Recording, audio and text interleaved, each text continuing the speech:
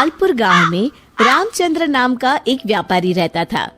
उसकी कपड़ों की दुकान थी और उसकी दुकान पर 3 नौकर थे। मोनू, तुम अपने घर गए थे ना? तुम्हारी बहन की शादी कैसी रही? बहुत अच्छे से हो गए मालिक। अगर आपने पैसों की मदद नहीं की होती तो पता नहीं क्या होता। ये तो सब ऊपर वाला करता है, मैं तो सिर्फ जरिया हूँ। रामचंद्र बहुत दयालु था और सबकी मदद किया करता था। मोनू भाई, सेठ जी कितने अच्छे हैं। मुझे भी माँ के इलाज के लिए कुछ पैसे चाहिए। मदद नहीं, बस एडवांस दिलवा दीजिए ना। अरे तुम खुद ही कह दो ना सेठ जी से, सेठ जी मना नहीं करेंगे। सबको इतनी आसानी से पैसे देते हैं? जरूर इस सेठ के पास बहुत ज्यादा पैसा है। अगर मैं कभी कुछ चुरा लूं तो इस सेठ को पता भी नहीं चलेगा और मैं माला माल हो जाऊंगा। एक दिन रामचंद्र जी को हाथ में चोट लग जाती है। उनका हाथ सूज जाता है तो वो अपनी हीरे की नई अंगूठी उतारकर दराज में रख देते हैं और भानु वो देख लेता है। अब तेरी किस्मत बदलने वाली है भानु बेटा। अगर ये हीरे की अंगूठी तेरे हाथ लग गई ना तो ये लहंगा चोली के चक्कर में नहीं पड़ना पड़ेगा। अपनी भी एक दुकान होगी, तू भी दिन भर सेठ की कुर्सी पर बैठा रहेगा, तेरे आगे पीछे नौकर चाकर घूमेंगे। सोचते सोचते भानु सपने देखने लगता है। उसे ये सब दिखाई देने लगता है। ओ भानु, क्या सोच रहा है? चल खाना खाने चलते हैं, सेठ जी भी आराम कर रहे हैं। तुम लोग जाओ यार, मेरा मन नहीं है। क्यों? तेरी तबीयत तो ठीक है ना? हाँ भाई, मेरी तबीयत एकदम दुरुस्त है, बस कुछ करने का मन नहीं है। चल ठीक है, हम खाना खा के आते हैं।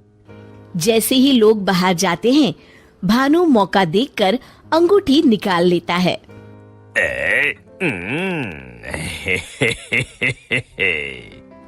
शाम के समय।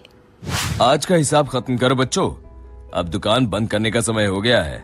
जब वे दराज खोलते हैं, अरे ये क्या, मेरी अंगूठी कहाँ गई? मोनू, भानु, भोला, तुम लोगों ने मेरी हीरे की अंगूठी कहीं देखी है क्या? कौन सी अंगूठी मालिक? क्या हुआ मालिक? अब कुछ नहीं, अब कल सुबह मिलते हैं। रामचंद्र रात भर सोचते रहते हैं। अगली सुबह। आज दुकान को दुल्हन की तरह सजाओ, हर आने जाने वाले का मुंह मीठा करवाओ, आज बड़ी खुशी का दिन है। ऐसी क्या बात है सेठ जी? दरअसल कई सालों पहले एक दिन मुझे एक हीरे की अंगूठी मिली। मैं उसे उठा के घर ले आया। उसी रात मुझे सपने में आकर एक बाबा ने श्राप दिया कि तूने पैसों के लालच में जो अंगूठी उठाई है, अब वही तेरा नुकसान करवाएगी। जब से वो अंगूठी मेरे पास थी, मुझे कहीं न कहीं घाटा होता रहता था। घर में कोई न कोई बीमार होता रहता था। पर कल वो अंगूठी किसी ने चुरा ली और वो चोर अंगूठी के साथ साथ श्राप भी ले गया। पर अगर ऐसा ही था तो आपने वो अंगूठी फेंक क्यों नहीं दी सेठ जी? अरे बाबा जी ने कहा था कि न मैं उसे फेंक सकता हूँ, ना ही किसी को दे सकता हूँ। बस मुझे इंतजार करना है कि कोई स्वेच्छा से वो अंगूठी मुझसे ले ले। तो क्या आपका श्राप मुझे मेरा मतलब उस चोर को लग जाएगा? बिल्कुल। अब वो बेचारा ना अंगूठी फेंक सकता है, न किसी को दे सकता है। वैसे एक उपाय है। क्या उपाय सेठ जी? अरे तुम्हें क्या करना भानु भैया, अब चोर जाने और उसकी किस्मत। तू चुप कर, मैं तो ऐसे ही जानना चाहता हूँ। हाँ, क्यों नहीं, क्यों नहीं। दरअसल अगर पूर्णिमा की रात को चोर हमारी दुकान के पीछे वाले बरगद के नीचे अगर अंगूठी गाड़ दे तो वो श्राप से बच जाएगा। तो आपने क्यों नहीं ऐसा किया सेठ जी? तू मेरी जान ले ले। अरे भाई, मुझे ये उपाय अभी पता चला। कल पूर्णिमा है, कल मैं उस अंगूठी को गाड़ने वाला ही था। लो, कर लो बात, अब तो चोर गया काम से। भानु पसीना पसीना हो जाता है। रामचंद्र अगली रात बरगद के पीछे छुपकर बैठ जाते हैं। तभी उन्हें एक परछाई आती हुई दिखती है। जैसे ही वो परछाई पेड़ के नजदीक आकर गड्ढा खोदने लगती है, रामचंद्र जी सामने आ जाते हैं।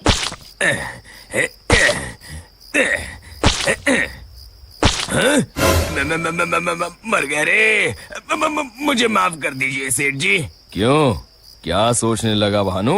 माफ कीजिए, मैं हाथ जोड़ता हूँ, आपके पैर पकड़ता हूँ, मुझे माफ कर दीजिए। मुझे इस शराब से मुक्ति चाहिए।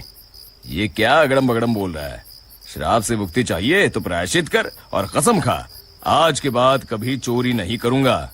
नहीं नहीं नहीं नहीं नहीं करूंगा मालिक, मुझे पुलिस को मत सौंपिएगा, चाहे नौकरी से निकाल दीजिए।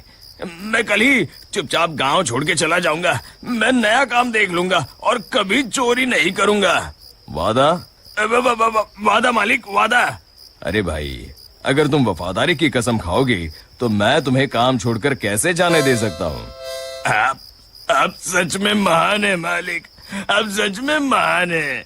महान तो वो ऊपर वाला है। अब चलो काम पर लग जाओ।